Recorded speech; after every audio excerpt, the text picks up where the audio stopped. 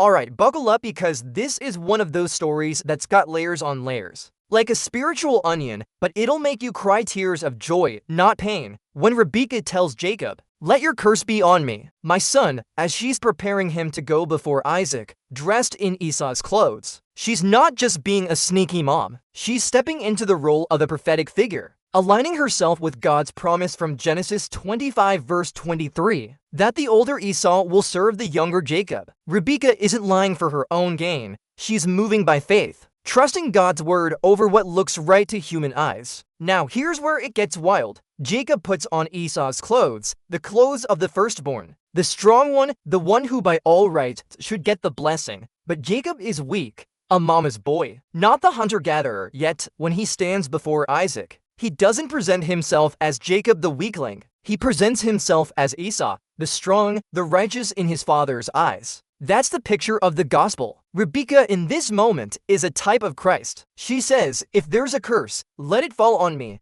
That's Jesus on the cross, taking the curse that should have been ours. And Jacob, clothed in Esau's garments, is like a believer clothed in the righteousness of Jesus. We don't come to God with our own filthy rags, saying, "Look at me, I'm good enough." No, we come covered in the robe Jesus provides, his righteousness, his perfection. When God looks at us, he sees his son. So the whole scene is a prophecy, a shadow of the gospel. Rebekah takes the curse, Jacob gets the blessing, and it's all because of faith in God's promise. That's why you don't have to be afraid to stand before God if you're in Christ. You're wearing the robe of righteousness. You're not judged by your weakness, but by Jesus' strength. Magagalak ako ng labis sa Panginoon, ang aking kaluluwa ay magiging masaya sa aking Diyos, sapagkat siya'y nagbihis sa akin ng mga damit ng kaligtasan, siya'y nagtakip sa akin ng balabal ng katuwiran, gaya ng isang ikakasal na nagaanyong may mga palamuti, at gaya ng isang ikakasal na nagaanyong may mga hiyas.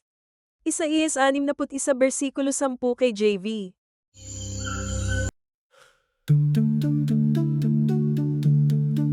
Kapag sinabi ni Rebekah kay Jacob, "Nasa akin ang iyong sumpa, anak ko," habang inihahanda niya ito na humarap kay Isaac, na nakasuot ng damit ni Isaac.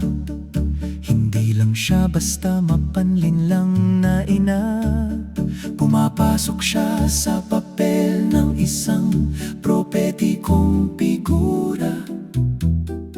Inaangkop ang sarili sa pangako ng Diyos mula sa Genesis 25, versikulo 23, na ang nakatatandang isa ay maglilingkod sa nakababata na Jacob. Hindi nagsisinungaling si Rebekah para sa kanyang sariling kapakinabangan. Siya ay kumikilos sa pamamagitan ng pananampalataya, nagtitiwala sa salita ng Diyos, higit pa sa kung ano ang mukhang tama sa mata ng tao. Ngayon, dito na nagiging ligaya. Isinuot ni Jacob ang damit ni Isa, ang damit ng panganay, ang malakas, ang dapat makatanggap ng pagpapala ayon sa lahat ng karapatan. Pero si Jacob ay mahina, isang mama's boy, hindi ang mangangaso at mangangalap. Ngunit kapag siya ay humarap kay Isaac, hindi niya ipinapakita ang kanyang sarili bilang Jacob na mahina. Ipinapakita niya ang kanyang sarili bilang si Isa, ang malakas, ang matuwid sa mata ng kanyang ama. Yan ang larawan ng Ebanghelyo.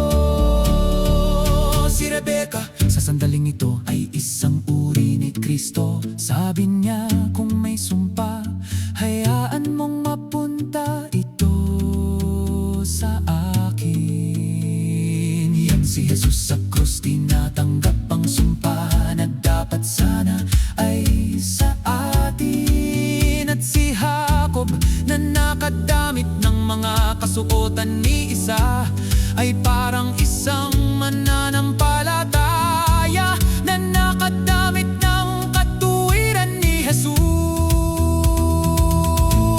Hindi tayo lumalapit sa Diyos na may dala ng ating sariling maruming basahan na sinasabi, tingnan mo ako, sapat na ako. Hindi dumarating tayo na nakabalot sa balabal na ibinibigay ni Jesus. Ang kanyang katuwiran, ang kanyang kasakdalan. Kapag tinitingnan tayo ng Diyos, nakikita niya ang kanyang anak kaya. Ang buong eksena ay isang propesya, isang anino ng ebanghelyo. Si Rebecca ang tumanggap ng sumpa, si Jacob ang nakakuha ng pagpapala, at lahat ito ay dahil sa pananampalataya sa pangako ng Diyos. Kaya hindi mo kailangang matakot na humarap sa Diyos. Kung ikaw ay kay Kristo, suot mo ang balabal ng katuwiran. Hindi ka hinuhusgahan ayon sa iyong kahinaan, kundi ayon sa lakas ni Jesus.